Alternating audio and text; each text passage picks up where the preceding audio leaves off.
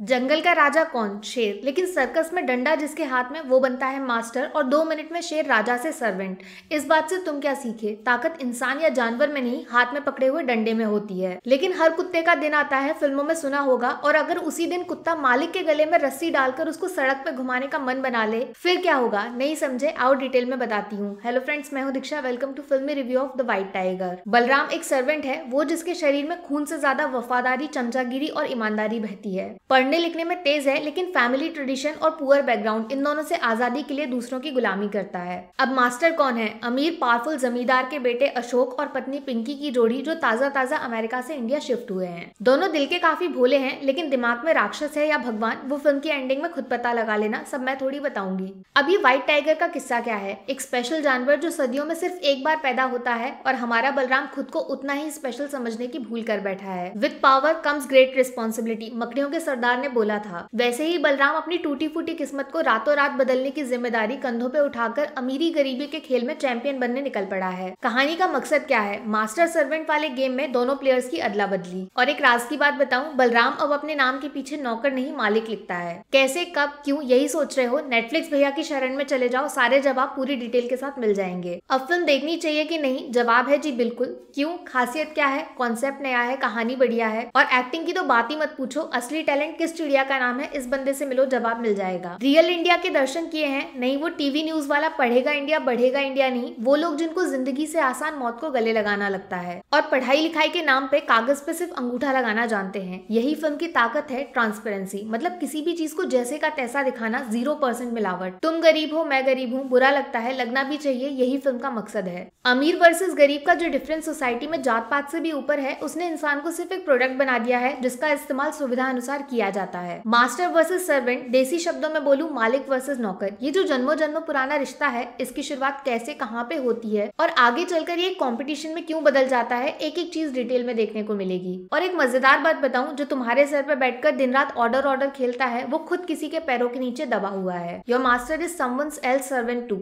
ये concept film का X factor है। जिस जंगल से इस वीडियो की शुरुआत हुई थी, उसका एक क्लियर फंडा है, ईट और गेट ईटन अप, मतलब मार डालो या फिर खुद मर जाओ। इस फिल्म का हीरो दोनों में से क्या चुनता है, यही कहानी का सस्पेंस और थ्रिल लास्ट तक फिल्म से पब्लिक को बांध कर रखेगा। अब दिक्कत क्या है, वो वाला पार्ट भी सुनो और जरा ध्यान से सुनो। इमोशंस, भैया जी कहानी तगड़ी है, लेकिन फील हो जाती ना तो सीधा स्लमडॉग मिलियनेयर वाली कैटेगरी में नाम लिख जाता। इमोशंस क्यों नहीं है? सबसे बड़ा रीजन, कहानी ओरिजिनल नहीं है, बल्कि इसी नाम की बुक से अडप्ट की गई है। अब बुक होती है 500 पेज की, जिसमें हर छोटी चीज 4-5 पेज में पूरी गहराई में उतर के समझाई जाती है। लेकिन 2 घंटे में वो सब कुछ स्क्रीन पे उतारना काफी जल्दबाजी है, जिसमें फीलिंग्स पीछे छूट जाती हैं और इमोशन सिर्फ डायलॉग्स बनकर रह जाते हैं। दूसरी शिकायत, जब आपके पास इंडस्ट्री के 2 टॉप मेल फीमेल एक्टर्स मौजूद हैं, उनके टैलेंट को सही ढंग से इस्तेमाल न करना पूरे सिनेमा के साथ बेईमानी के बराबर है, जिसकी सजा तो मिलेगी गुरु। टॉप एक्टर से याद आया, आदर्श गौरव जो फिल्म में लीड कैरेक्टर प्ले कर रहे हैं, उन्होंने प्रियंका और राज दोनों को आउटशाइन कर दिया है। मतलब तीनों साथ में जब स्क्रीन पे होते हैं तो आंखें अपने आप आदर्श की तरफ घूम जाती हैं। प्रियंका का रोल छोटा है और कुछ खास इंपॉर्टेंट भी नहीं है, बस यूं समझ लो कि मैडम फिल्म की प्रोड्यूसर है, तो सोचा किसी और पे पैसे क्यों उड़ाना, खुद ही लाइट कैमरा एक्शन कर लेती हूँ। राजकुमार राव बढ़िया है, लेकिन उनका कैरेक्टर कंफ्यूजिंग है। सर्कस वाला शेर याद है ना? अब चाहो तो शेर दहाड़ सकता है या फिर सिर्फ नाच सकता है। राज की डोर डायरेक्टर साहब के हाथों में है, जिन्होंने उनको सिर्फ नचा के छोड़ दिया है। फिल्म कैसी है उसको समझने के लिए सलमान भाई का सिर्फ एक डायलॉग ही काफी है, टाइगर जिंदा है और शिकार पे निकल चुका है, जिसके निशाने पे पब्लिक का दिमाग है, जो फिल्म की कहानी में गोल गोल घूम जाएगा। लेकिन दिल के मामले में फिल्म थोड़ी कमजोर है। पैरासाइट वगैरह से कंपेयर मत करना, उस फिल्म का कनेक्शन बहुत स्ट्रॉन्ग था, जबकि व्हाइट टाइगर सिर्फ एक बुक की अडेप्टेशन बन के रह गई है। मेरी तरफ से फिल्म को 5 में से 4 stars, 1 star servant versus master जैसे यूनिक इंटरेस्टिंग कॉन्सेप्ट के लिए,